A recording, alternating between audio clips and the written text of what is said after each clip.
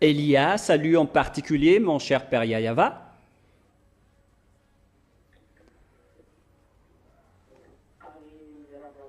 Et je salue en particulier également mon cher Yahushua. Et à tous les enfants de Dieu qui le méritent, qui protègent leur sainteté et qui gardent bien la justice, qui s'accrochent bien à cela jusqu'à la fin. Que Yahushua vous bénisse tous.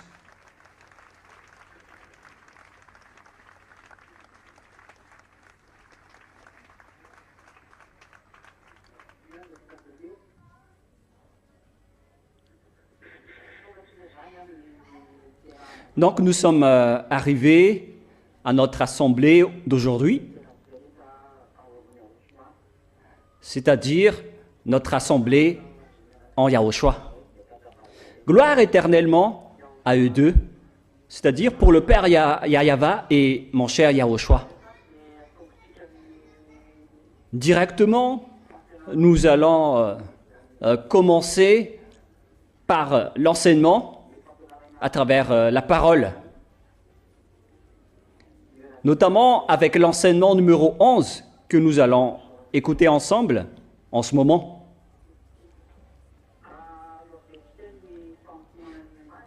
Nous allons d'abord rappeler un peu le résumé de celui d'hier. Alors nous avons vu que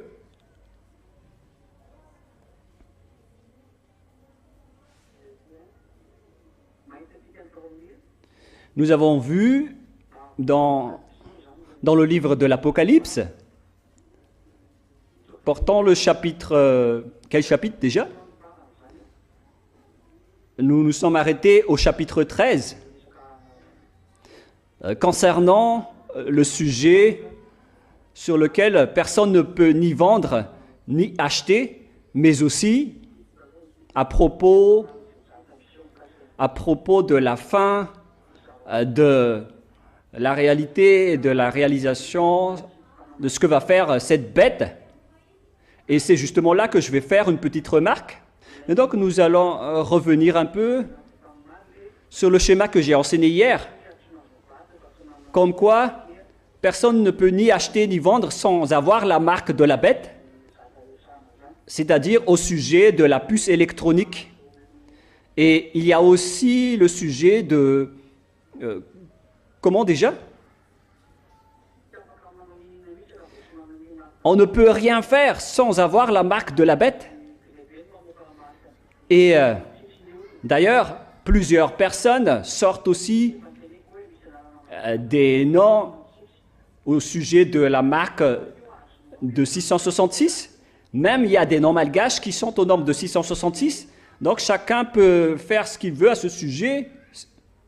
Mais ce que la parole a dit, c'est que c'est celui qui a la sagesse et qui a l'intelligence et la conscience, c'est celui-là qui peut connaître le nombre du nom de la bête s'il veut le faire. Mais moi, je vous ai déjà enseigné que pour vous, les agneaux, vous ne devez pas entrer dans ce domaine, puisque on vous a déjà donné la force pour protéger vos chemins, pour qu'aucun de vous ne soit attrapé par cette bête et cette troupe à cause du Saint-Esprit qui est avec vous, car c'est le Saint-Esprit qui vous protège, d'après l'enseignement d'hier. Et au contraire, c'est vous qui allez vaincre, car vous n'allez jamais trahir. C'est ça, avoir la victoire. Les gens vont voir que tous les gens qui combattent la bête sont tous détruits, même vous les agneaux, car leur objectif, c'est que tout le monde se prosterne devant la bête pour prier. Mais les agneaux, par contre, ils n'acceptent pas de se prosterner ou de prier à la bête. C'est pourquoi ils vont vous persécuter, ils vont vous tuer. Mais par contre, c'est votre chair qui va être tuée, mais votre esprit ne sera pas tué, car vous n'accepterez jamais de vous prosterner devant la bête. C'est pourquoi les agneaux de Yahushua vont avoir la victoire. Certes, tous ceux qui se battent contre elle va être vaincu, parce que personne ne peut la vaincre. Si c'est du côté charnel, elle va vaincre, mais sur le plan de l'esprit, elle ne va pas vaincre. C'est au contraire les enfants du Très-Haut, les ZA, qui vont vaincre. Pourquoi? Parce qu'ils ne vont pas trahir. C'est pourquoi l'enseignement numéro 10, portant le titre « Ceux qui sont avec Yahushua vaincent la bête », puisqu'ils ne trahiront jamais. C'est pourquoi ils vont avoir la victoire. Est-ce que c'est clair, les enfants? Et donc, l'explication suivante, c'est à propos de la venue de Gog, l'arrivée de Gog. À quel moment Gog va arriver? Et d'après la parole que je vous ai donnée, donc ce sera dans environ 1 an qu'il sera arrivé, car Poutine va quitter le pouvoir après 1 an, puisque Gog va entrer. Et lorsqu'il va arriver, alors, obligatoirement et forcément, il va faire régner toutes les sortes de paix sur cette planète Terre. Peut-être ce sera pendant combien de jours, combien de mois ou combien d'années. On ne sait pas encore le déroulement du schéma. Ça peut se faire en 6 mois ou en 1 année, ou bien en 1 an et demi. Peut-être un peu plus, mais après, il y aura forcément une paix qu'il va faire régner sur cette terre pour instaurer son pouvoir. Et à ce moment-là, tout le monde entier doit le reconnaître. Il va montrer donc ses pouvoirs. Et lorsqu'il va faire son organisation, et puisque tout le monde entier le reconnaisse, et personne ne peut le contrer, car si quelqu'un le contre, il va le tuer, et lorsqu'il va instaurer son pouvoir, c'est là que les 7 ans vont commencer. Et après qu'il va instaurer les 7 ans de règne, à ce moment-là, tout le monde entier va le reconnaître. Et c'est à ce moment-là que les 3 ans et demi vont commencer, puisque tout le monde entier le reconnaisse. Alors, il va persécuter tous les agneaux de Yahushua, ainsi que toutes les personnes convaincues à Yahushua partout dans le monde. Et là, vous imaginez, vous voyez que c'est vraiment une histoire très difficile. Tout ce qui va être réalisé va arriver très bientôt. Et donc, c'est à partir des 6 mois, des premiers 6 mois que la persécution va commencer. À partir de ces 7 ans, ce ne sera pas comme le nouvel ordre mondial que vous imaginez, mais c'est un nouvel ordre mondial organisé par Gog qui va instaurer tout le système pour que tout le monde se prosterne devant Gog. Et les religions qui vont intervenir à ce sujet, ce sont les religions de la deuxième bête, pour que les gens se prosternent et reconnaissent Gog. Alors, ils vont utiliser ces 2 religions. Comme par exemple à Madagascar, il y a la concertation nationale pour la refondation des gouvernements à Madagascar. Et premièrement, c'est le FFKM qui intervient. Car Madagascar, c'est l'une des premières cibles qui va suivre ça automatiquement. Après l'arrivée de la bête, c'est Madagascar qui sera se plier premièrement devant elle. Et elle va accepter la bête jusqu'à la fin. Déjà, Gog est déjà à Madagascar. Je parle des Russes. Hein. On voit déjà le schéma à Madagascar. Et ce sont les religions qui interviennent dans le partage du sujet de Gog, car c'est dans ces religions qu'il va se développer. Et c'est aussi le cas à Madagascar. Moi, je ne dis pas que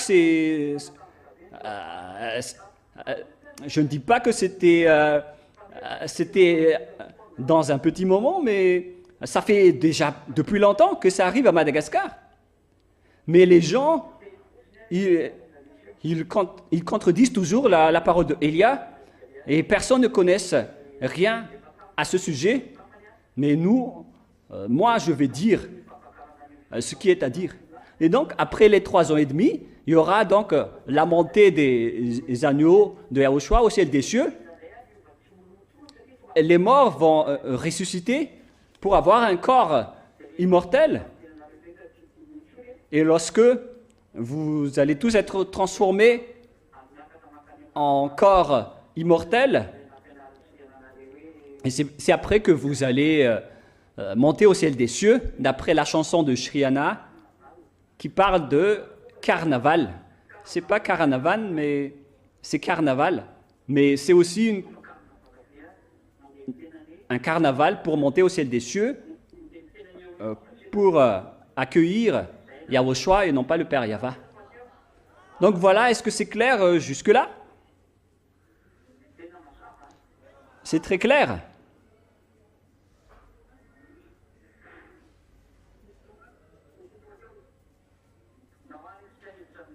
Donc maintenant, nous allons entrer avec la suite de la parole. Toujours dans le livre de la déclaration de l'Apocalypse, mais avec le chapitre 13 que nous allons voir ensemble. Apocalypse chapitre 14. Chapitre 14. Je regardais, et voici l'agneau se tenait sur la montagne de Sion.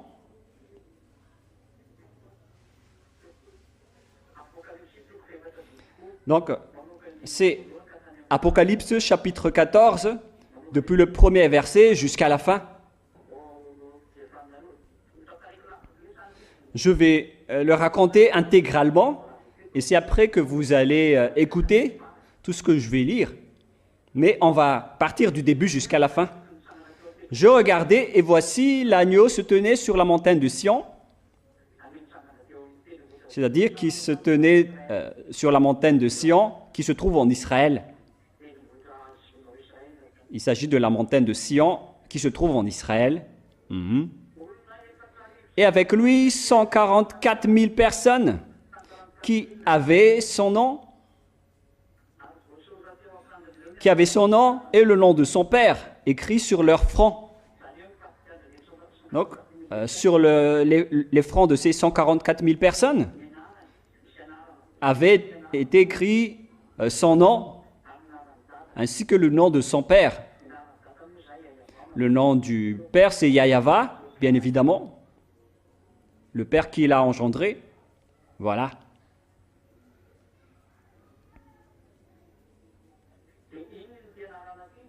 Et quel est ce nom?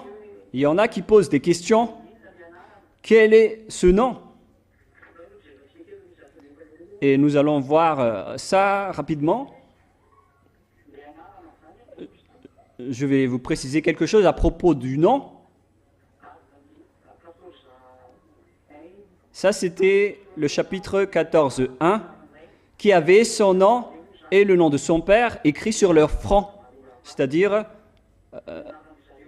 leur nom ainsi que le nom du père Yahva. Je veux parler des noms des 144 000 personnes qui sont spécialement des Israéliens. Il n'y a pas d'étrangers parmi eux. Ce sont tous des enfants d'Israël. Et on continue la parole. Et j'entendis du ciel une voix comme un bruit de gros eaux, comme le bruit d'un grand tonnerre. Et la voix que j'entendis était comme celle de joueurs d'harpe jouant leur harpe C'était donc une belle voix venant du ciel des cieux.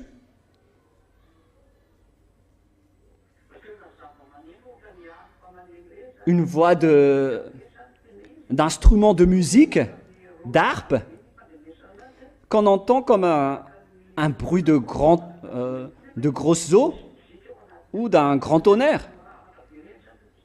Alors que c'est de la musique, c'est comme la chute de la bombe. Et dans ce bruit, il y a aussi un bruit de grand tonnerre. C'est ça donc la voix d'harpe. C'est pas comme la voix de guitare, mais c'est autre chose. Et la voix que j'entends dire comme celle de joueurs d'harpe jouant de leur harpe, et ils chantaient une cantique nouveau devant le trône et devant les quatre vivants et les vieillards. Et personne ne pouvait apprendre le cantique, si ce n'est les 144 000 qui avaient été rattachés de la terre, qui avaient été rachetés de la terre. Ce sont eux qui ne sont pas souillés avec les femmes, car ils sont vierges. Ce sont tous d'ailleurs des hommes qui n'ont jamais accouplé avec des femmes. Ils suivent l'agneau partout où il va. Ils ont été rachetés d'entre les hommes comme les prémices pour Dieu et pour l'agneau. C'est donc une sorte de déclaration qui dit qu'il existe des humains qui ont été élus parmi les Israéliens, car c'est là-bas qu'a eu lieu la première sélection des humains en Israël. Donc ce sont donc des bonnes récoltes parmi ces humains. Ils sont vierges et ils n'ont jamais été mariés. Et après, nous allons voir qui sont venus d'Israël, mais on va continuer d'abord. Et ça n'a rien à voir avec les Malgaches, ni les Français, ni les Anglais. Et ce sont ceux qui... Et dedans leur bouche ne s'est point trouvé de mensonge, car ils sont irrépréhensibles. Et je vis un autre ange qui le volait parmi eux, à toute langue et à tout peuple. Et nous allons donc revenir tout d'abord dans Apocalypse 7, 3. Nous allons voir concernant les 144 000, puisque la parole est justement là. Apocalypse donc 7, 3, 4, 5, 6, 7, 8, 9, 10.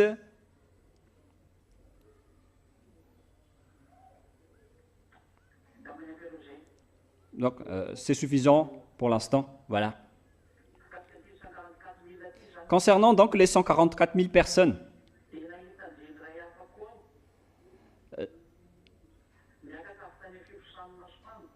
et je vis un autre ange qui montait du côté du soleil levant et qui tenait le sceau de Dieu vivant. Il cria d'une voix forte aux 4 anges à qui il avait été donné de faire du mal à la terre et à la mer. Et il dit, ne faites point de mal à la terre, ni à la mer, ni aux arbres, jusqu'à ce que nous ayons marqué le sceau le front des serviteurs de notre Dieu.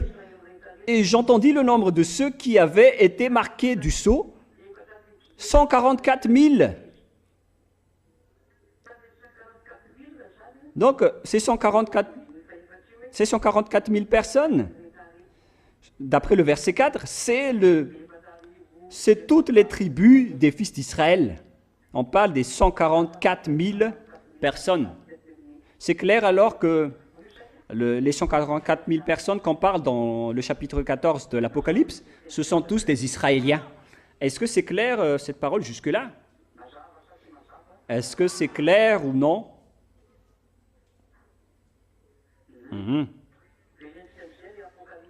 Donc, nous allons revenir dans Apocalypse 14, 3 et 4. Nous sommes au verset 4 en ce moment. Apocalypse 14, 4. Ce sont ceux qui ne se sont pas souillés avec des femmes. Ils sont vierges. Ils suivent l'agneau partout où il va. Ils ont été rachetés d'entre les hommes comme des prémices pour Dieu et pour l'agneau. C'est comme lorsque, lors des récoltes, il y a des prémices. Donc, ce sont les prémices, les premiers lots de récolte. Et là, ce sont des prémices d'hommes. C'est 144 000 personnes. Ce sont donc les élus des élus par le Père Yahweh et Yahushua. Et ce sont tous des Israéliens et non pas des étrangers ou des autres nations. Verset 6. Je vis un autre ange qui volait par le milieu du ciel. Là, c'est tout autre chose qu'on parle. Ayant un évangile éternel pour annoncer aux habitants de la terre, à toute nation, à toute tribu, à toute langue et à tout peuple. Ce rôle, c'est ce que Élia fait en ce moment. C'est Élia qui accomplit ce travail actuellement.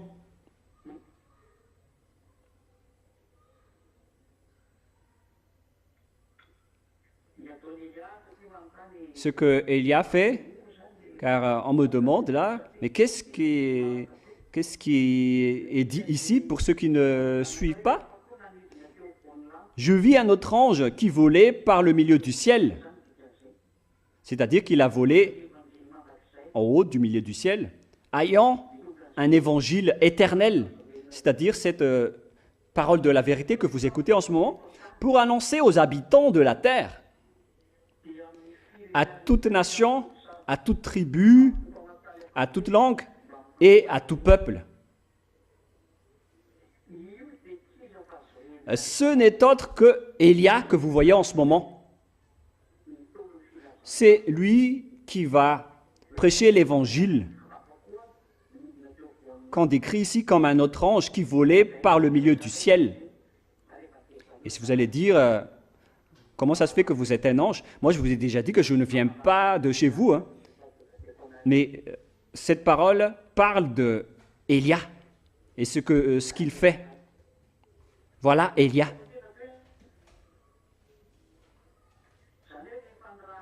Et donc, tous les envoyés du Père Yahweh sont décrits par des anges, mais c'est leurs rôles qui sont différents. Il disait d'une voix forte, « Craignez Dieu et donnez-lui gloire, car l'heure de son jugement est venue, et adorez celui qui a fait le ciel et la terre, et la mer et les sources d'eau. » Voilà. C'est ce que je suis en train de faire avec vous. Je vous enseigne le jugement. Je vous enseigne de vous prosterner devant le Père Yahweh. C'est ce que vous avez fait depuis un mois. Ça fait 4 semaines aujourd'hui. Vous vous êtes prosterné devant le Père Yahweh et Yahushua. Je vous ai enseigné d'avoir le respect, la peur à Dieu, c'est-à-dire le fait de ne plus jamais pécher. Je vous ai montré tout cela. Alors, Élia fait partie des anges qui volaient par le milieu du ciel que vous voyez en ce moment. Verset 8. Tout ça, ce sont des déclarations. Hein. Et un second ange suivit en disant, « Elle est tombée, Babylone la grande, qui a abreuvé toutes les nations du vin de la fureur de son impudicité. » Après la venue de Élia, lorsque le nom de Élia s'apparaît, et lorsque Élia va se montrer, la destruction des Américains va se dérouler. C'est pourquoi ils vont défier Cuba, alors que Élia a déjà dit que vous allez être détruits à Cuba, car les Russes vont vous frapper que vous aimez ou non. Et si les Russes aussi ne vont pas le faire, ils vont être détruits. Et ils doivent le faire, forcément. C'est pourquoi on dit Élia est arrivé. Et lorsque Élia est arrivé, toutes les paroles doivent être exécutées jusqu'à la persécution de la grande Babylone, qui ne sont que les Américains, et qui ont fait du mal dans ce monde, qui ont fait du mal à ce monde qu'on voit réellement. Et là, ils vont se battre. Le roi de la Russie, qui est Gog, contre la femme prostituée qui sont les Américains. Verset 9. Et un troisième ange les suivit, en disant d'une voix forte, si quelqu'un adore la bête et son image, et reçoit une marque sur son front ou sur sa main, il boira aussi du vin de la fureur de Dieu, versé sans mélange dans la coupe de sa colère, et il sera tourmenté dans le feu et le soufre devant les saints anges et devant l'agneau, et la fumée de leur tourment monte au siècle des siècles, et ils n'ont de repos ni jour ni nuit, ceux qui adorent la bête et son image, et quiconque reçoit la marque de son nom. Ici donc, tous ceux qui ont suivi la bête vont être persécutés et vont souffrir à jamais, car ils vont même boire le vin de la fureur du Père Yahva dans la coupe de sa colère. Ils ont versé sans mélange le vin de la fureur dans la coupe de sa colère. Et il sera tourmenté dans le feu et le soufre. Et tous ceux qui vont se prosterner devant l'image de la bête vont être en souffrance éternellement. Donc après la destruction de la femme prostituée, alors la bête va entrer et il va utiliser la télévision et tout le reste avec la puce que je vous ai déjà dit. Et tout ça est déjà en cours, hein, surtout dans les pays à l'étranger, c'est déjà en cours. Mais à Madagascar, c'est encore faible l'utilisation. Mais en fait, les pays pauvres ainsi que Madagascar, ce n'est pas prioritaire pour eux, mais ce sont les grands pays, les pays développés qui sont les plus importants pour eux. Allons-y. Verset 11. Et la fumée de leur tourment monte au siècle des siècles. Ici donc c'est très clair que la souffrance sera éternelle. Car il y a des gens qui disent qu'il n'y aura pas de souffrance éternelle car Dieu pardonne. C'est un mensonge. C'est le diable qui dit cela. Mais lorsque vous êtes frappé et vous êtes... si le Dieu d'Abraham vous fait souffrir, alors vous allez souffrir éternellement à jamais, sans liberté, sans libération. Et c'est vrai, hein, moi je le confirme. Mais vous pensez que le Père Yahva, est-ce qu'on peut plaisanter avec lui? Non. Verset 12. C'est ici la persévérance des saints qui gardent les commandements de Dieu et la foi en Yahushua.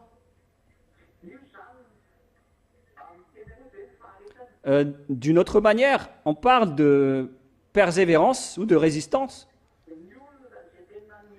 Donc, toutes les personnes qui restent persévérants jusqu'à la fin. C'est ça la victoire des saints. S'ils résistent jusqu'à la fin. Et qui sont ces persévérants? Moi, je vais lire avec une autre version qui est rapide et efficace. Apocalypse 14, 12. c'est ici la persévérance des saints. Donc, c'est vraiment donc, la persévérance, la motivation et la victoire. Mais aussi la persévérance qui garde les commandements de Dieu et la foi en Yahushua. Qui garde les lois de Yahushua, les commandements de Dieu et la foi en Yahushua. C'est ce que je vous ai enseigné, que parmi ces grands dangers qu'on dit concernant les dangers et ce qui va se passer sur cette terre, celui qui va vaincre jusqu'à la fin, c'est celui qui garde les commandements de Yahushua et qui est à la fois en Yahushua. Est-ce que c'est clair? Et donc, concernant ce que les Américains ont fait avec le mal qu'ils ont fait endurer aux gens, notamment la démocratie, qui est un pire danger, qui apprennent les gens à faire du mal et à tromper les autres sur cette terre. On parle de démocratie, mais derrière, c'est autre chose. On apprend les gens à faire du mal, notamment les impudicités, les corruptions, tout le mal. Ce sont eux qui ont instauré tout ce système. C'est le système américain qui est utilisé sur cette planète Terre. Tout le monde entier imite leur impudicité et leur abomination. Alors c'est normal qu'on va les détruire. Est-ce que c'est clair, les enfants? Allons-y. Apocalypse 14, 13. Vous entendez bien, hein? Et j'entendis du ciel une voix qui disait, « Écris, heureux dès à présent les morts qui meurent dans le Seigneur Yahushua. Oui, dit l'Esprit, afin qu'ils se reposent de leurs travaux, car leurs œuvres les suivent. »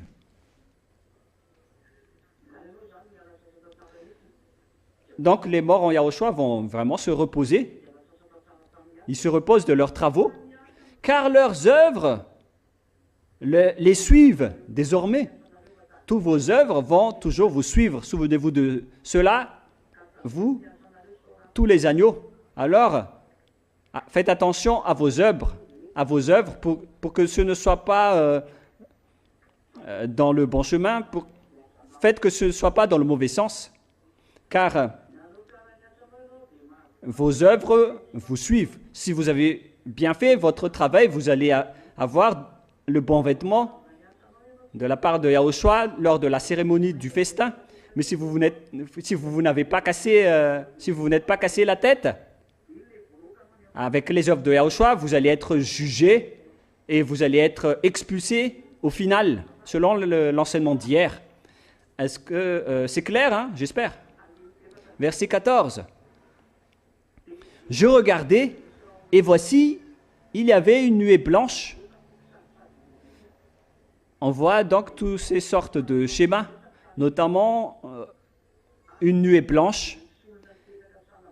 Et sur la nuée était assis quelqu'un qui ressemblait à un fils de l'homme, ayant sur sa tête une couronne d'or, et dans sa main une faucille tranchante. Et un autre ange sortit du temple, criant d'une voix forte à celui qui était assis sur la nuée, « Lance ta faucille et moissonne, car l'heure de moissonner est venue, car la moisson de la terre est mûre. » L'heure de la moisson est arrivée, et c'est un ange qui va faire la moisson. Il va contrôler et il va dominer donc les humains sur la terre. C'est-à-dire la moisson. C'est comme le moissonnier qui va moissonner dans les champs ou dans les rizières pour ramener les riz dans les greniers. Et ici, ce sont des anges qui vont faire moissonner pour châtier tous les humains, car l'heure du moisson, pour eux, est arrivée. Et on va voir qui sont les sages qui se sont rapprochés de Yahushua et qui sont les folles qui ne se sont pas rapprochés de Yahushua. Est-ce que c'est clair jusque-là, les enfants? Et car l'heure de moissonner est venue, et celui qui était assis sur la nuée jette sa faucille sur la terre, et la terre fut moissonnée, et un autre ange sortit du temple, et dans le ciel ayant lui aussi une faucille tranchante, verset 18, et un autre ange qui avait autorité sur le feu sortit de l'autel, et il s'adressa d'une voix forte à celui qui avait la faucille tranchante, disant, lance ta faucille tranchante, et vendange les grappes de la vigne de la terre, car les raisins de la terre sont mûrs. Là, on a comparé avec les grappes de la vigne, car Yahushua nous a comparé avec des raisins et de la vigne. Voilà ce schéma. Donc, on va aussi moissonner tous les humains, et notamment ceux qui sont avec Yahushua, lors de la moisson, qui parle des vignes et des grappes, des raisins. Vous connaissez bien cette histoire, les enfants, hein, qui dit « Je suis les raisins et vous êtes les grappes de la vigne. » Et ceux qui ne sont pas productifs vont être jetés dans le feu. C'est dans Jean 15, 5 que nous allons lire.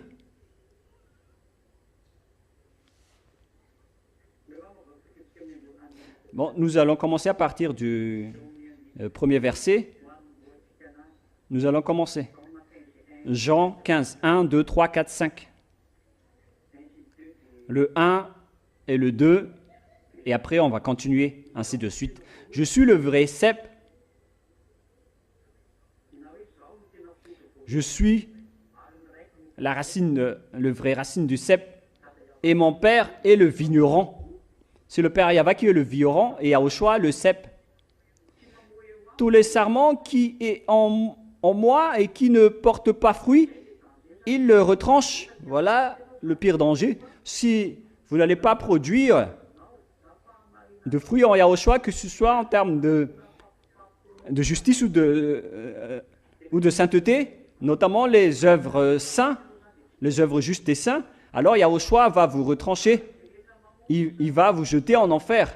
Et tout sarment qui porte fruit, il l'émande, afin qu'il porte encore plus de fruits. Voilà.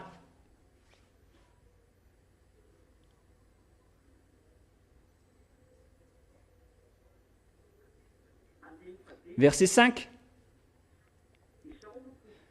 Je suis le cep, vous êtes les sarments. Celui qui demeure en moi et en qui je demeure porte beaucoup de fruits. Car sans moi, vous ne pouvez rien faire. Tous ceux qui ne demeurent pas, si quelqu'un ne demeure pas en moi, il sera jeté dehors, comme le sarment, et il sèche. Puis on ramasse les sarments, on les jette au feu et ils brûlent. Alors faites bien attention, pour vous qui ne portent pas de fruits, ça ne sert à rien. Ce n'est pas un refuge ici en Yahushua. C'est un endroit de préparation pour ceux qui vont aller au ciel des cieux. Et si vous irez là-bas, si c'est votre objectif, alors que vous soyez un sarment productif qui porte des fruits. Est-ce que c'est clair? Le schéma, donc, vous rectifiez et vous corrigez ici les agneaux. Faites bien attention pour ceux qui ne sont pas productifs. Hein. Ils vous corrigent. Ils vous incitent vraiment à ne pas vous tromper par vous-même. Il faut montrer votre amour pour Yahushua. Est-ce que c'est clair? Allons-y alors. Nous allons maintenant revenir dans Apocalypse 14, verset 19. Et l'ange jeta ses faucilles sur la terre,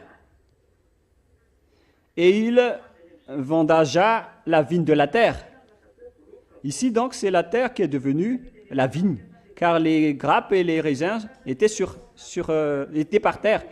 Et jeta la vendage dans la grande cuve de la colère de Dieu, et la cuve fut foulée hors de la ville. Donc,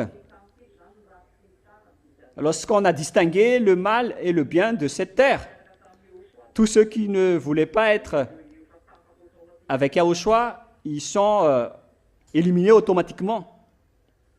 C'est vraiment pire, hein? Et tous ceux qui sont avec Yahushua ont été bien entretenus, et Yahushua les prend bien soin d'eux. Et voyez-vous, vous qui sont vraiment avec Yahushua, tout marche de votre côté. Je ne dis pas qu'il n'y a pas de problème, mais on voit bien que vous montez et vous réussissez dans tous vos chemins. Mais tous ceux qui ont dénigré Yahushua, ils n'ont rien reçu. Et moi, je vous dis, si vous voulez rester dans ce saint royaume, ne perdez pas votre temps. Si vous voulez avancer, alors foncez. Si vous ne voulez pas avancer, alors quittez. Ce n'est plus le moment de faire du n'importe quoi. C'est le moment de préparer votre chemin pour aller au ciel des cieux. Alors, ne plaisantez plus. Est-ce que c'est clair? Et la cuve fut foulée hors de la ville, et du sang sortit de la cuve jusqu'aux morts des chevaux sur une étendue de 1600 stades. C'est vraiment du sang. On parle ici de beaucoup de morts. C'est beaucoup de morts comme pas possible. On parle ici de morts des chevaux. C'est au niveau des morts des chevaux que le niveau du sang va s'élever. Et la longueur de ce terrain, c'est environ 300 km. Donc, si on mesure la longueur, alors vous allez voir des cadavres sur 300 km de long. Et le niveau du sang et le niveau des cadavres sera au niveau jusqu'aux morts des chevaux. C'est ce qu'on parle d'ici. Ce n'est pas le niveau du sang, mais le niveau des cadavres, des personnes qui sont mortes. Leur niveau va jusqu'aux morts des chevaux. C'est à peu près 1 mètre et plus. On va dire environ 1 mètre et un peu plus. Donc c'est le niveau des cadavres de personnes jusqu'à une étendue de 1600 stades. 1600 stades, si on va mesurer, c'est 1600.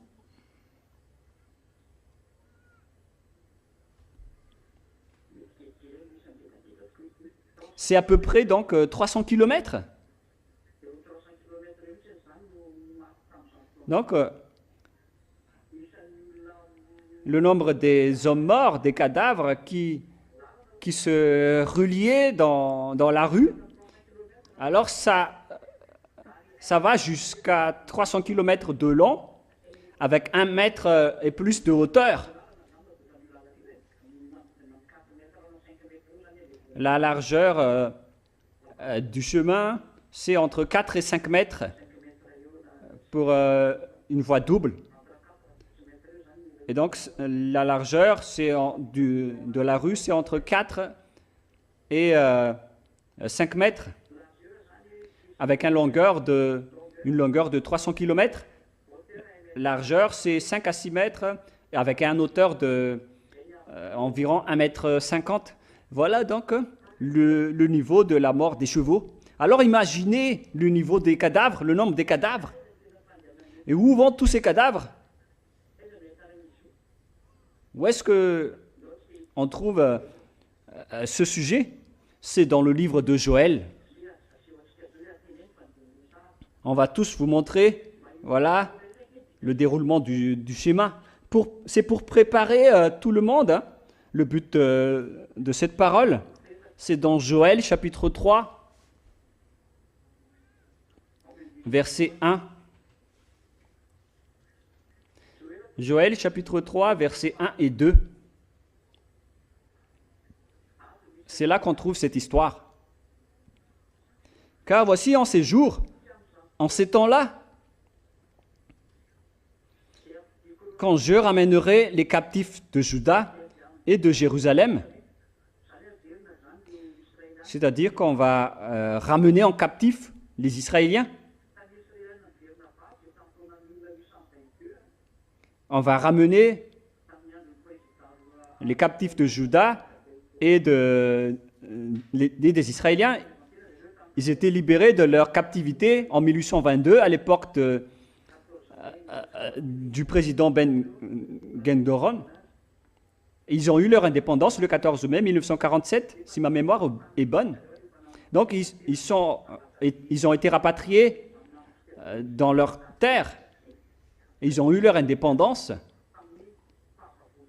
Ils ont été revenus de leur esclavage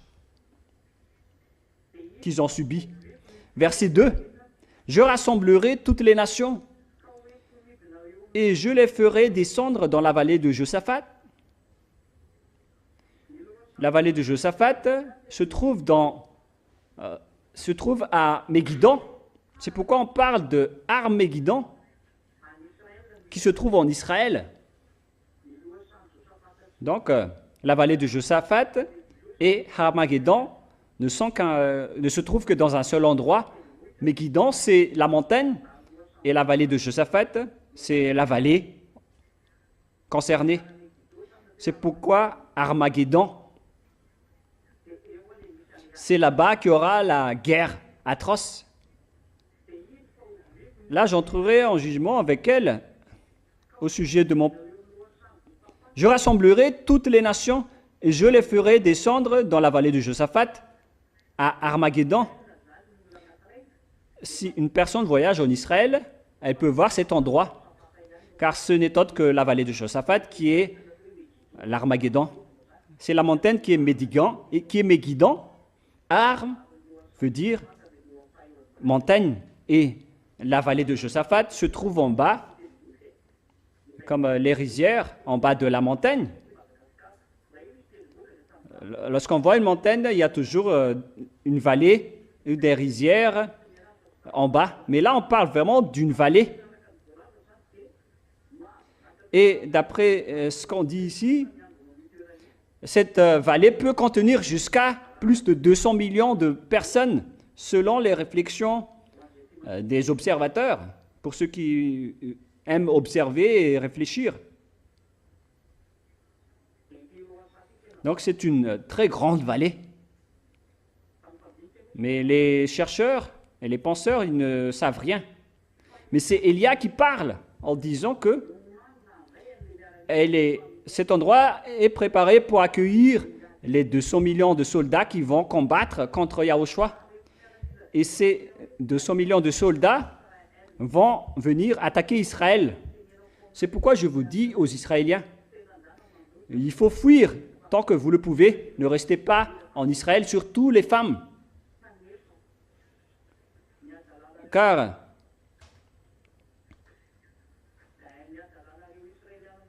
la folie que vous faites partout dans le monde, les Israéliens, c'est déjà devenu pire. Avec les tueries que vous faites à tout le monde. Mais c'est encore une longue histoire pour Israël que je vais spécialement parler pour Israël, en parlant des folies que les Israéliens ont fait. Mais c'est encore une longue histoire que Élia va vous expliquer. Votre frappe, Élia va vous expliquer. Vous ne savez même pas la raison de cela. Si seulement vous savez cette histoire, vous ne serez jamais avec les Américains qui vont bientôt être détruites. Mais l'arrivée des 200 millions de soldats dans votre territoire, les Israéliens, c'est expliqué par le livre de Joël en disant « Je rassemblerai toutes les nations et je les ferai descendre dans la vallée de Josaphat. » Ça va avoir lieu chez vous. Les 200 millions de soldats qui vont entrer dans la vallée de Josaphat, dans l'endroit de l'Armageddon. Il ne s'agit qu'un seul endroit, c'est le même endroit. Lorsque ces 200 millions de soldats vont entrer chez vous, ils vont tuer toutes vos femmes, elles vont toutes être violées de manière atroce. Oh les Israéliens, si vous m'écoutez en ce moment, soyez conscients. Vous ne voyez pas le danger qui va vous arriver, surtout vous les Américains. C'est pourquoi Gog va devoir te frapper. L'Amérique, les États-Unis, car tu es fier tu oses protéger les Israël. Et ils vont vous tuer, les Américains. Et vous, les Américains, vous ne pouvez pas vous battre contre le Père Yahva ni Yahushua. Vous n'êtes que des petits humains. Personne ne peut échapper à sa parole. Sa parole doit s'exécuter d'après ce que Élia a dit. Ils vont attaquer Israël, Gog, avec ces 200 millions de personnes. Et les cadavres et les morts vont être à un niveau des morts de chevaux. Et il y aura des cadavres sur le long de 300 km. Ça va être une tuerie et des morts de manière atroce. Et moi, je vais vous raconter cette histoire concernant ce sujet, mais je vais d'abord rappeler le deuxième verset. Je rassemblerai toutes les nations, je les ferai descendre dans la vallée de Josaphat. Là, j'entrerai en jugement avec elles au sujet de mon peuple d'Israël, mon héritage, qu'elles ont dispersé parmi les nations, et au sujet de mon pays, qu'elles se sont partagées. C'est aussi donc un jugement de Yahushua qui vont persécuter ces imbéciles d'Israéliens. Et Israël va aussi être vraiment frappé. Mais je vais encore vous expliquer ça plus tard, mais pas aujourd'hui. Mais on va continuer pour aujourd'hui d'abord. Et verset 9, Joël 3, 9. Publiez ces choses parmi les nations, préparez la guerre, réveillez les héros, et qu'ils s'approchent, qu'ils montent, tous les hommes de guerre. De vos hoyaux forgés des épées, et de vos serpes des lances. Que le faible dise « Je suis fort », alors qu'il est faible. C'est un faible, c'est un lâche qui dit « Je suis fort ». Hâtez-vous et venez, vous tous, vous toutes, nations d'alentour, et rassemblez-vous. Là, ô Yahva, fais descendre tes héros. Que les nations se réveillent et qu'elles montent vers la vallée de Josaphat. Car là, je siégerai pour juger toutes les nations d'alentour. Donc, toutes les nations d'alentour vont entrer dans la vallée de Josaphat. Les nations qui sont concernées par ce schéma aux alentours d'Israël, jusqu'aux Russes et les Nordiques. Nous allons y arriver après. Verset 13. Saisissez la faucille, car la moisson est mûre. C'est comme le schéma dans Apocalypse 14 qui revient ici. Venez fouler, car le pressoir est plein. Les cuves regorgent jusqu'aux morts des chevaux. C'est le niveau des cadavres qui vont s'éparpiller, car grande est leur méchanceté. C'est une multitude, c'est de nombreux peuples dans la vallée du jugement. Car le jour de l'Éternel est proche dans la vallée du jugement. Le soleil et la lune s'obscurcissent et les étoiles retirent leur éclat. Même le soleil et la lune s'obscurcissent et les étoiles retirent leur éclat. De Sion, Yahva rugit. Le Père Yahva est en colère depuis la montagne d'Israël. C'est ce que ça veut dire. De Jérusalem, il fait entendre sa voix. La voix de Yahva va sortir. Les cieux et la terre sont ébranlés. Mais Yahva est un refuge pour son peuple, un abri pour les enfants d'Israël. Lorsque les enfants d'Israël vont se tourner face à ce danger, il y aura encore donc la protection de Yahva pour eux à ce moment-là. Mais ça va être vraiment pire pour eux. Verset 17. Et que vous saurez que je suis Yahva, votre Dieu, résidant à Sion, ma sainte montagne. Jérusalem sera sainte et les étrangers n'y passeront plus. C'est pour montrer que Israël m'appartient, il ne faut pas y toucher, même si le monde entier l'a déjà piétiné à cause des mauvaises choses et des dangers que les Israéliens ont fait. Ce schéma nous montre donc que Gog va vraiment venir en Israël, Gog, le roi de la Russie. Nous allons voir la parole à ce sujet dans le livre d'Ézéchiel maintenant. Est-ce que vous entendez? Nous allons maintenant entrer dans le livre d'Ézéchiel. Ézéchiel 38, nous allons revenir à ce sujet. Ézéchiel 38, versets 1 et 2. Et versets 3 et 4. La parole de Yahva me fut adressée en ces mots. Fils de l'homme, tourne ta face vers Gog, au pays de Magog, vers le prince de Roc, de Méshek et de Toubal, et prophétise contre lui. Tu diras, ainsi Yavarle, le Seigneur Yahva, voici, j'en veux à toi, Gog, prince de Roc, de Méshek et de Toubal. Méshek ici, ce n'est autre que Moscou actuellement. Ce sont donc des pays nordiques où se trouve la Russie également. Je t'entraînerai et je mettrai une boucle à tes mâchoires. Je te ferai sortir, toi et toute ton armée. On va obliger et forcer Gog de sortir car il ne veut pas sortir. Ce Gog, le roi de la Russie. Il ne veut pas sortir.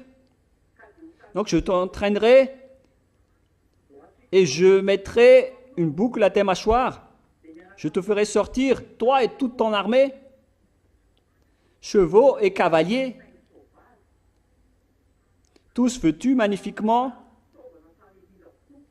troupes nombreuses portant le grand et le petit bouclier, tous maniant l'épée.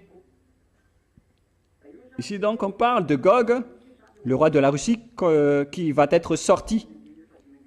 Et c'est dans le verset 15 qu'on peut voir qu'il vient du septentrion. Nous allons d'ailleurs lire ce verset dans le verset 15.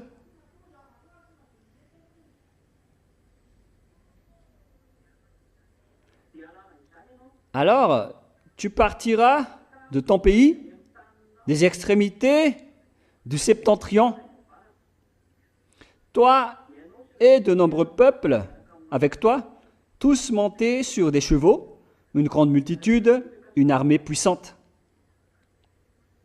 Qui vient du septentrion? Je vous ai déjà enseigné que c'est la Russie. Si on part d'Israël, qui est le centre de la terre, selon la Sainte Écriture, c'est Israël qui est le centre de la terre.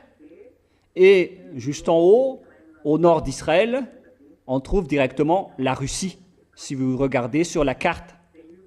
Et c'est la Russie qui est avec elle. On revient dans le verset 5. Verset 5, nous allons lire. Ézéchiel 38, 5. Nous resterons toujours dans le livre d'Ézéchiel si je ne change pas. Hein. Mais lorsque je change de chapitre, je vais préciser. Lorsque je ne change pas de chapitre, nous restons dans le même. D'accord? Voilà. Donc, Ézéchiel 38, 5. Et avec eux, ceux de Perse, d'Éthiopie et de Pout, tous portant le bouclier et le casque. Ce n'est autre que les Iraniens actuellement. C'est pourquoi on dit que vous faites vraiment une bêtise, les Américains, pour combattre les Iraniens. Vous ne les vaincrez jamais.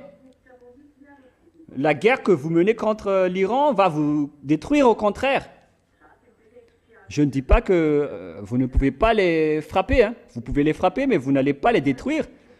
Et si vous continuez, vous allez être détruits, car ils ont été déjà envoyés par notre père. Les Iraniens ont été déjà ordonnés par notre père qu'ils vont s'allier avec la Russie. Alors ce n'est pas vous, les Américains, qui va les détruire. Ce n'est pas vous qui allez détruire leurs bombes nucléaires. C'était un ordre venant du père Yahva et de Yahushua. Ils ont créé leurs bombes nucléaires. Maintenant, ils en possèdent. Ils possèdent des bombes nucléaires. Je vous le dis, monsieur le président Donald Trump, ils ont vraiment des bombes nucléaires, les Iraniens. Et moi, je vous donne directement la réponse. Ils ont des bombes.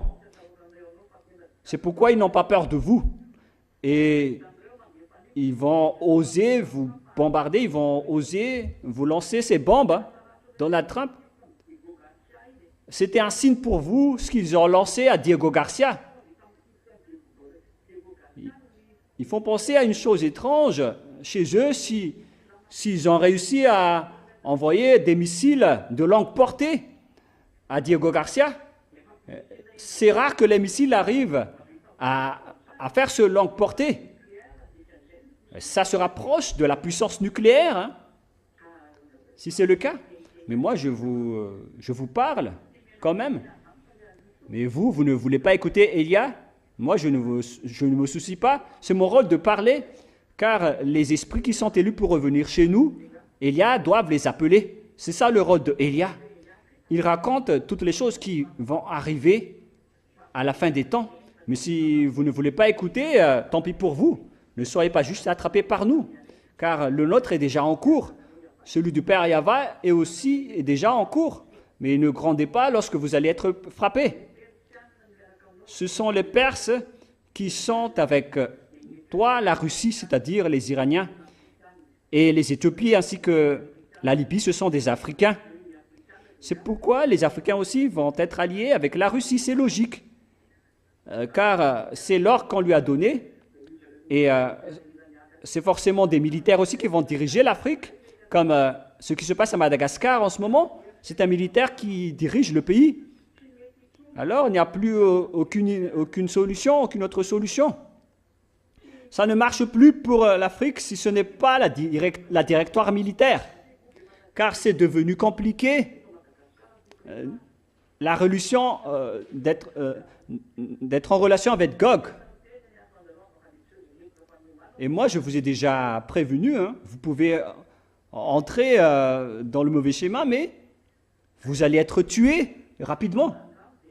Vous pouvez tester. Et lorsque ça va arriver, vous allez vous souvenir de ma parole. Moi, je ne me soucie pas de tout cela. Moi, je dis juste que voilà la parole du Créateur.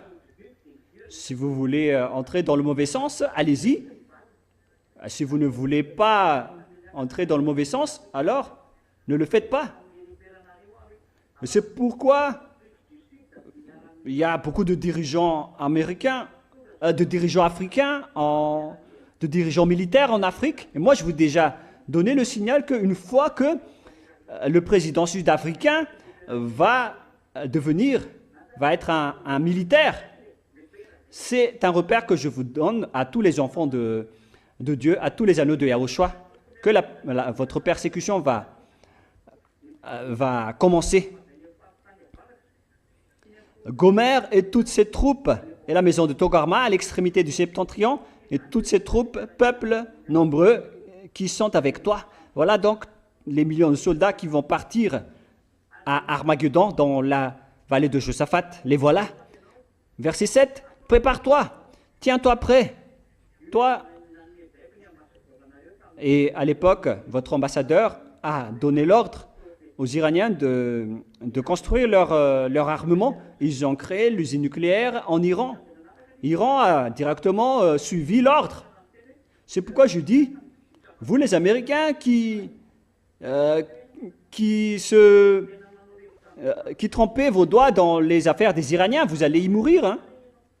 Si seulement Donald Trump m'avait écouté de ne pas entrer dans ce schéma. Elia vous a conseillé de ne pas entrer dedans. Vous allez y mourir. N'entrez pas dedans. Mais si vous voulez quand même entrer, alors ça n'engage que vous. Et d'un autre côté, le chemin est devenu difficile, même pour entrer à Cuba. Mais pourquoi vous allez par-ci et par-là?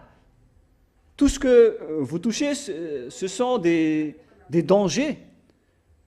Vous avez été envoyé, mais dans le mauvais sens. Mais hélas, si vous ne voulez pas écouter. Et sois leur chef. Prépare-toi, tiens-toi prêt, toi et toute ta multitude assemblée autour de toi, sois leur chef. C'est pourquoi on dit que forcément c'est la Russie qui sera le chef de tout le monde, notamment tous les pays du Nord, ainsi que les régions de Moyen-Orient. C'est la Russie qui va être le chef des Américains. Et les Orientaux aussi vont rejoindre la Russie. Les Orientaux sont aussi concernés à cause de cette parole. Nous allons maintenant changer de verset et de chapitre en allant dans Apocalypse, chapitre 16, à partir du verset lequel?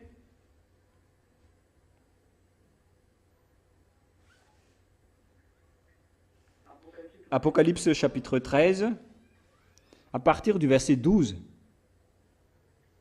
Apocalypse 16, 12. Apocalypse 16, 12. Le 6e verset, ça coupe sur le grand fleuve d'Euphrate et son eau tarit, afin que le chemin des rois venant de l'Orient fût préparé. Donc, tous ces gens-là vont aussi aller en Israël, voilà leur objectif. Et là, on voit que c'est le fleuve qui est le sorte de barrage qui bloque les Orientaux pour aller en Occident, en Israël. Ils sont bloqués par le fleuve d'Euphrate, car le fleuve va d'en haut jusque dans le golfe Persique, jusqu'à maintenant. Il déverse jusqu'au golfe Persique. Donc, on doit sécher le fleuve afin que le chemin des rois venant de l'Orient fût préparé.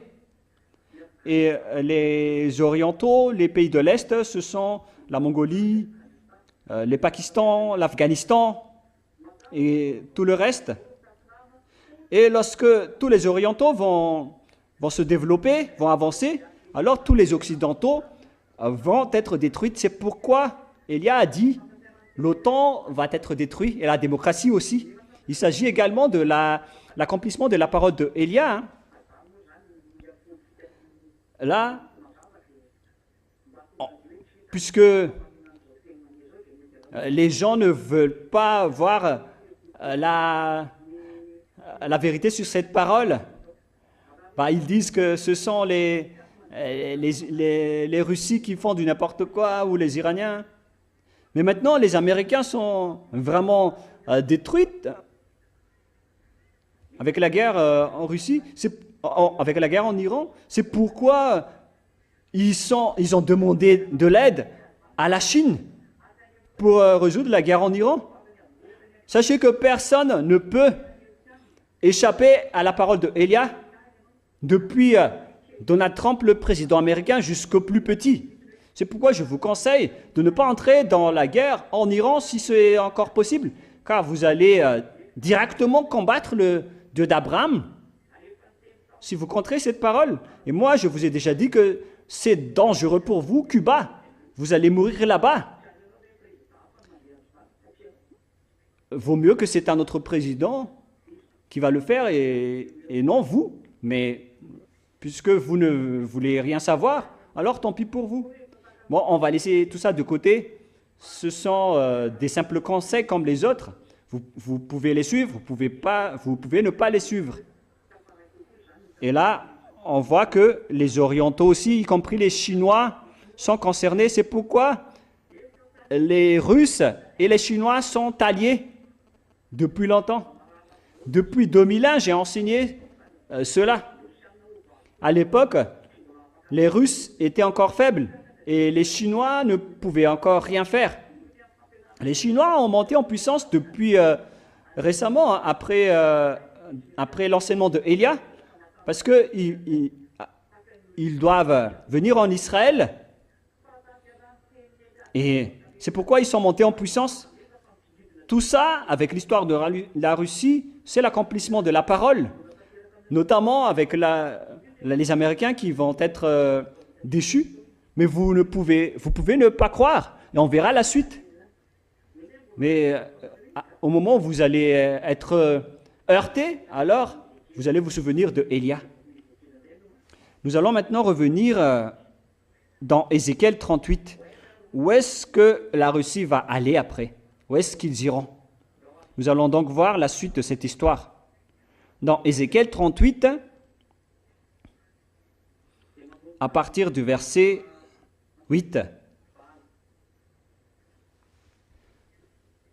Ézéchiel 38, 8, concernant la Russie et ses alliés. Où est-ce qu'ils iront? Où est-ce qu'ils vont? Moi, je vous dis directement la réponse. Je vous donne directement la réponse. Ils iront à Armageddon. Car les Chinois ainsi que les Orientaux, ils iront aussi à Armageddon. Il faut me rappeler cela après pour que je vous le précise.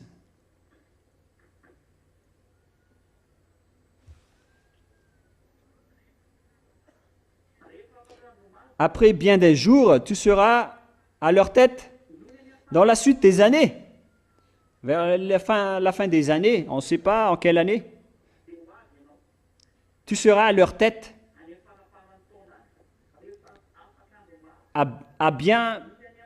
Après bien des jours, tu seras à leur tête dans la suite des années, vers la fin des années. Tu marcheras contre le pays dont les habitants, échappés à l'épée, auront été rassemblés d'entre plusieurs peuples. On parle ici d'Israël. Les Israéliens sont revenus dans leur territoire en 1822. C'est dans notre génération actuelle. Ils ont eu leur indépendance le 14 mai 1947. Auront été rassemblés d'entre... Tu marcheras contre le pays dont les habitants échappés à l'épée auront été rassemblés d'entre plusieurs peuples. Où est cet endroit? Sur les montagnes d'Israël, longtemps désertes, retirés du milieu des peuples, ils seront tous en sécurité dans leur demeure. C'est-à-dire, ils vont venir frapper Israël, les Russes, dans l'endroit de la vallée de Josaphat. qui n'est autre que Armageddon. C'est à la fin que ça va venir, que ça va arriver. Verset 9, non, verset 15.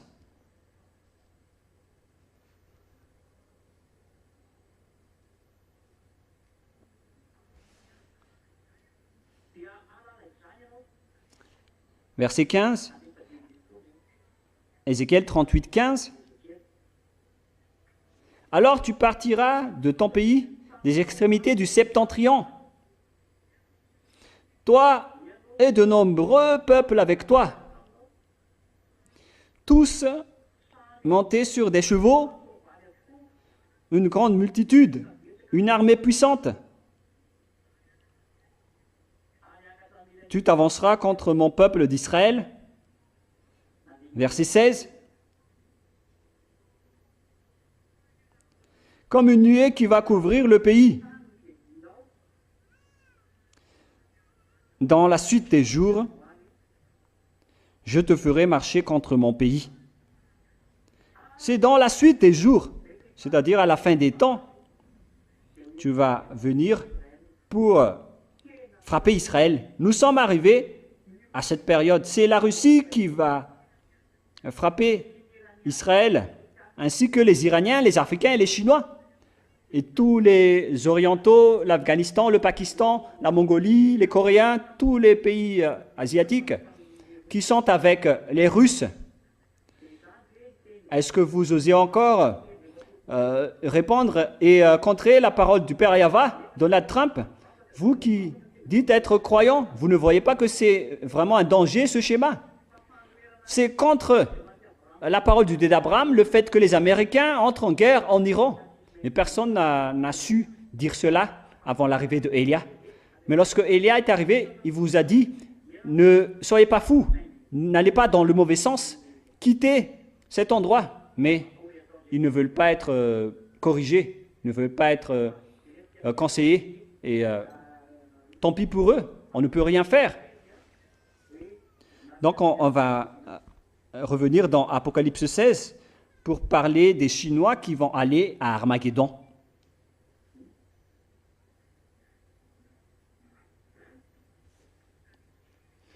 Apocalypse 16,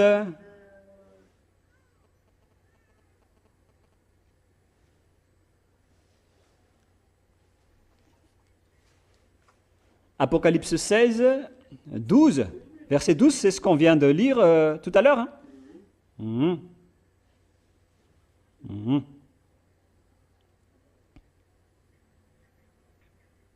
Nous allons lire à partir du verset 13 maintenant.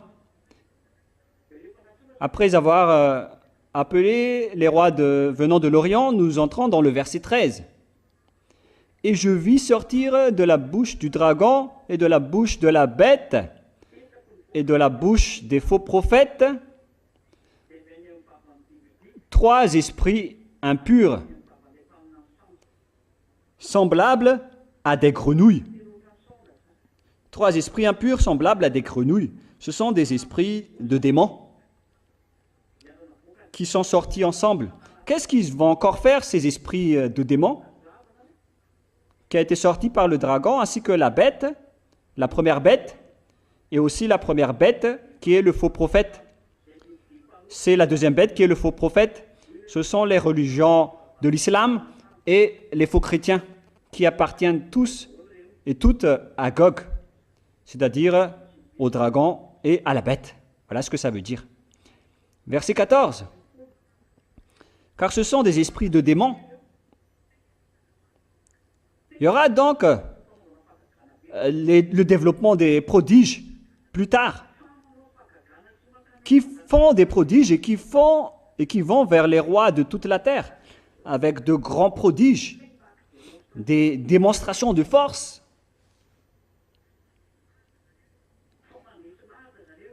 Ils vont convaincre les gens et ils vont convaincre tous les rois de la terre afin de les rassembler pour le combat du grand jour du Dieu Tout-Puissant, qui n'est autre que à Armageddon, dans la vallée de Josaphat. Ils savent que ils savent que le Père Yahvé et Yahushua vont arriver. Ils vont faire sortir les esprits de la tromperie et des prodiges pour convaincre les gens d'aller dans la vallée de Josaphat, alors que c'est une tromperie, un mensonge. C'est pourquoi Élia entre en scène et intervient fortement, car avant tout cela, il y aura une grande guerre qui vont affronter contre Élia. C'est vraiment un danger, les enfants, mais on le raconte juste. Là, le monde entier se prépare à ce sujet. C'est pourquoi la Russie doit monter en puissance pour prendre le pouvoir. Et à ce moment-là, le monde doit se taire. Il n'y a plus de solution. À ce moment-là, l'histoire est bien terminée. La Russie va prendre le pouvoir et l'autorité. Le moment est arrivé et tu dois le faire, que tu aimes ou non. C'est l'ordre de Élia. Tout le monde doit appliquer son rôle, car le jour du châtiment et de vengeance du Père Yahvé est arrivé. Nous allons tuer. Ce n'est pas moi, hein, mais c'est le Père Yahvé, le propriétaire de la parole. C'est le Père Yahvé qui va le faire. Voilà. Verset 15. Voici, je viens comme un voleur. Heureux celui qui veille et qui garde ses vêtements, afin qu'il ne marche pas nu et qu'on ne voit pas sa honte. Et ça, c'est pour vous, les agneaux. Hein. Faites bien attention. Heureux celui qui veille et qui garde ses vêtements. De quels vêtements on parle ici? Ce sont les œuvres justes des saints. Dès maintenant, il faut garder vos vêtements, c'est-à-dire les œuvres justes des saints que je vous ai enseignées. Il faut bien faire votre travail. Il ne faut plus se plaindre. Faites en sorte d'avoir et de conquérir le cœur de Yahushua en gardant la sainteté et la vérité, en faisant les œuvres de Yahushua, afin qu'il ne marche pas nu et qu'on ne voit pas sa honte. Si vous allez être nu, ça va être dangereux, vous allez avoir honte et vous allez être humilié. Verset 16. Ils les rassemblèrent dans le lieu appelé en hébreu Armageddon.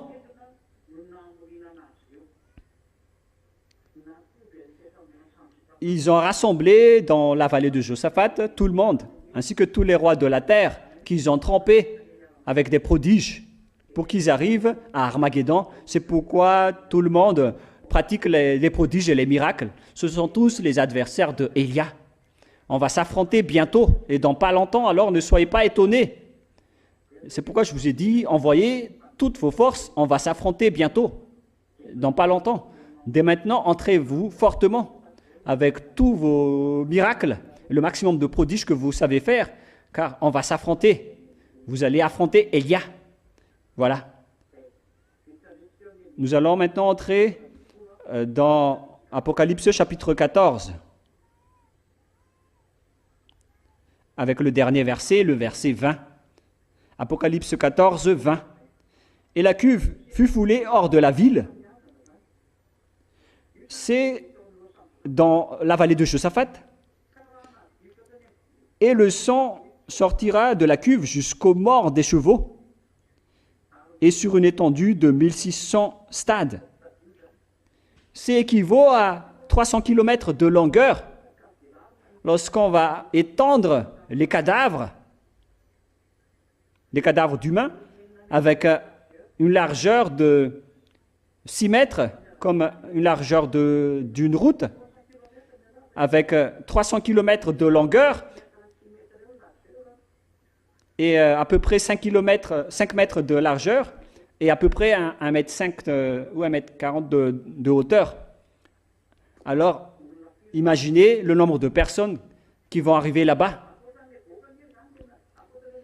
Car, à part les militaires, il y a également beaucoup de peuples qui sont entrés là-dedans. Car les rois, avec leurs soldats, ils sont tous entrés là-bas, selon la déclaration dans Apocalypse 16. Nous allons bien lire.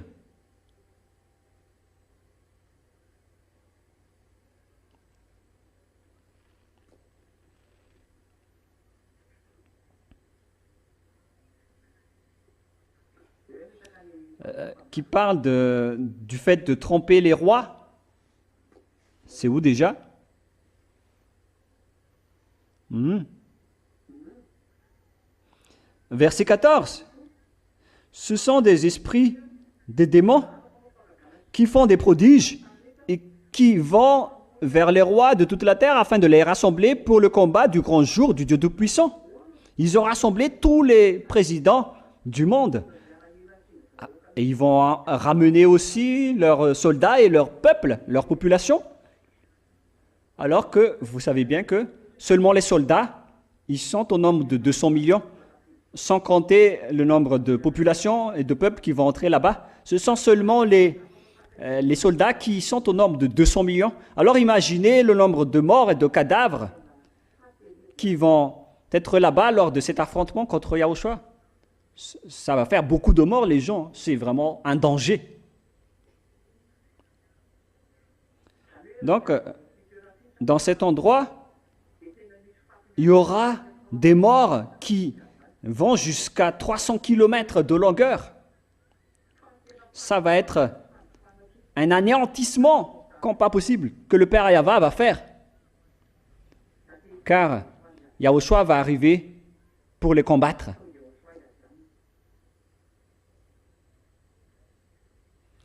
Nous allons d'ailleurs lire cette parole qui parle que Yahushua va venir pour les combattre, au cas où il y a ceux qui ne comprennent pas. Car il y a une suite à ce sujet, c'est dans Apocalypse encore. Apocalypse chapitre 20.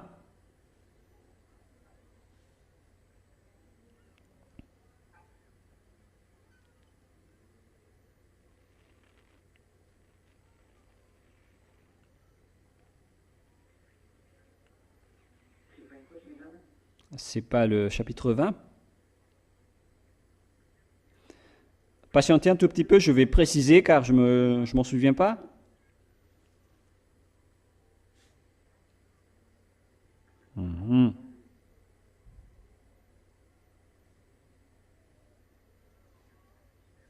Apocalypse 19.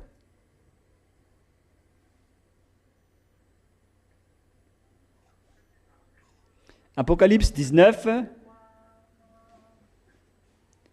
à partir du verset 11. Nous allons lire ensemble.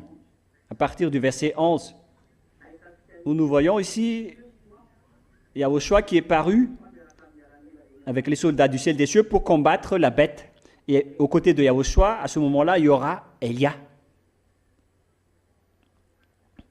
Apocalypse 19, à partir du verset 11, 12, 13, 14, 15, 16, 17, 18, 19, 20.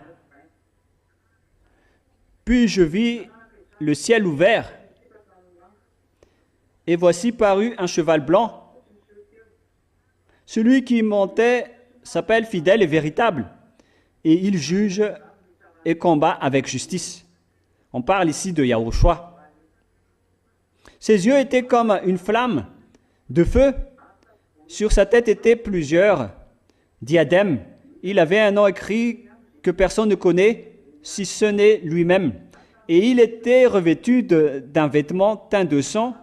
Son nom est la parole de Dieu. Donc son nom est la parole de Dieu. Et la parole de Dieu n'est autre que Yahushua dans Jean 1, 1. Jean chapitre 1, verset 1. Au commencement, la parole. Au commencement était la parole.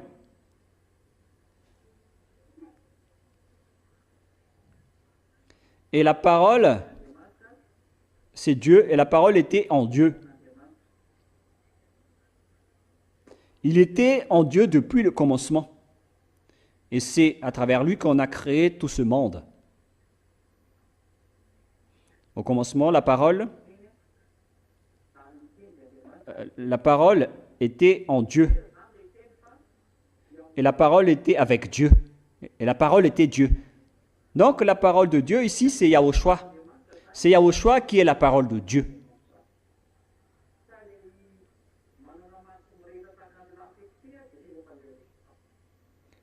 Et donc celui qui a des yeux comme les flammes de feu, ce n'est autre que Yahushua.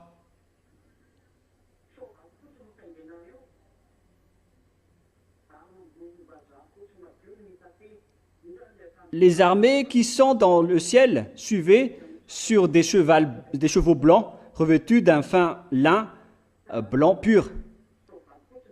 C'est donc les vêtements qu'on va vous demander au ciel des cieux lors de la cérémonie du festin.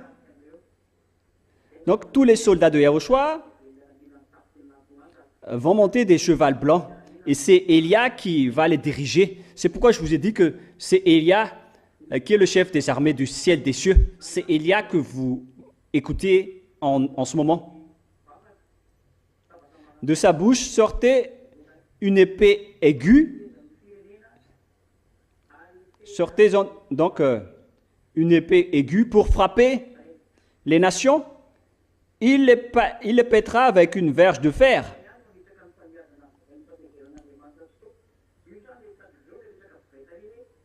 Et il fouera la cuve du vin de l'ardente colère de Dieu Tout-Puissant. Donc c'est Yahushua qui va faire cet anéantissement, cette destruction qui aura lieu à Armageddon, d'après ce schéma, et tout le reste. Parce que c'est en Armageddon qu'aura lieu l'affrontement avec Gog qui a attaqué Israël. C'est là donc le dernier rendez-vous, ce sera là. Mais le rôle de Élia d'abord, c'est de rassembler les autres nations et les étrangers pour être ramenés en Yahushua. C'est ce que je fais en ce moment. Il avait sur son vêtement et sur sa cuisse un nom écrit « Roi des rois et Seigneur des seigneurs ». Et nous allons sauter vers le verset 20. Non, on va partir avec le verset 19 d'abord. Verset 19. « Et je vis la bête et les rois de la terre et leurs armées rassemblés pour faire la guerre à celui qui était assis sur le cheval et à son armée. » Donc le combat est déclaré ici. Yahushua avec les soldats du ciel des cieux sous la direction de Élia. Et c'est aussi sous la direction de Yahushua, c'est ce que ça veut dire. Mais lorsque le combat sera effectif, c'est Yahushua qui va diriger et Élia sera son exécutant pour exécuter tous ses ordres. Et d'autre part, il y aura Gog, les rois de la terre, ses armées et sa population. Ce schéma est vraiment mauvais. Hein? Imaginez que des gens qui devraient se prosterner devant le Père Yahushua normalement, au contraire, ils vont venir pour porter des armes, pour attaquer, pour frapper Yahushua. Ça rend vraiment Yahushua en colère, ce schéma ou pas? Voilà, vous le savez bien donc, leur objectif, l'objectif des diables. L'objectif de Yahushua, c'est de toujours provoquer la colère de Yahushua. Alors soyez vigilants, ne soyez jamais découragés avec tout ce qui se passe. Même eux, ils ont osé défier Yahushua et pourquoi pas vous? Pourquoi pas contre vous? Donc, à chaque schéma qui sort, il faut toujours contrer, il faut les punir, il faut les frapper. Est-ce que c'est clair? Et il ne faut pas se plaindre toujours ou critiquer. Il faut répondre et les anéantir jusqu'à la fin. Car celui qui est avec nous est le plus puissant, c'est-à-dire Yahushua. Est-ce que c'est clair?